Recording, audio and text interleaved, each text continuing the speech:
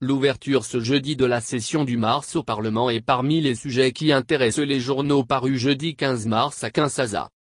Les députés nationaux comme leurs collègues sénateurs reprennent ce jeudi 15 mars 2018 le chemin de l'hémicycle du Palais du Peuple, annonce l'avenir, rappelant que cette session s'ouvre dans un contexte de la poursuite du processus électoral en cours en RDC.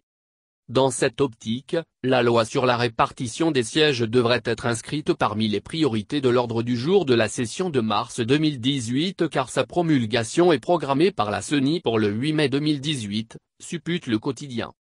Mais des voix dont les rangs des élus du peuple s'élèvent pour exiger d'abord l'audit de la gestion de la CENI et du fichier électoral, avant de s'appesantir sur les autres aspects liés notamment à l'arsenal juridique dont cette institution d'appui à la démocratie a besoin pour fonctionner, rapporte de son côté La Prospérité.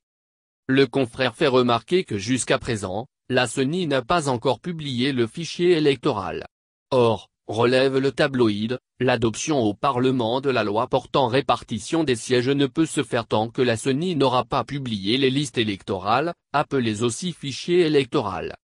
Qu'Info.k de son côté insiste plutôt sur l'urgence pour le Parlement de voter la loi sur la répartition des sièges, expliquant qu'après la clôture des opérations d'enrôlement, la commission électorale a besoin de cette loi qui lui permettra de déterminer le nombre d'électeurs pour chaque circonscription électorale. L'épineuse affaire des vaches dans les provinces de Kouango et Kouilu, la recrudescence de l'insécurité dans les provinces du Sud Kivu et Ituri feront probablement aussi partie de dossiers que les élus passeront au crible dans le cadre du contrôle parlementaire, croit savoir le média en ligne.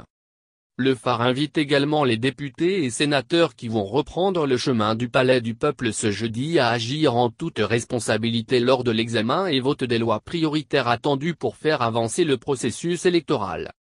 Le quotidien leur rappelle que cette session est la dernière de la législature de 2011.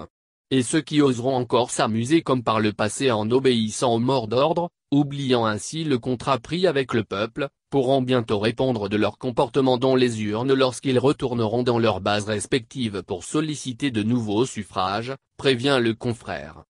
Alors que députés et sénateurs se préparent à reprendre le chemin du Palais du Peuple ce jeudi, les élus de Djougou menacent de boycotter l'ouverture de cette session de mars, rapporte Le Potentiel. Ces élus, explique le tabloïd, sont préoccupés par la persistance de tueries dans leur territoire malgré la présence dans la région des autorités chargées de la sécurité de la population au niveau national.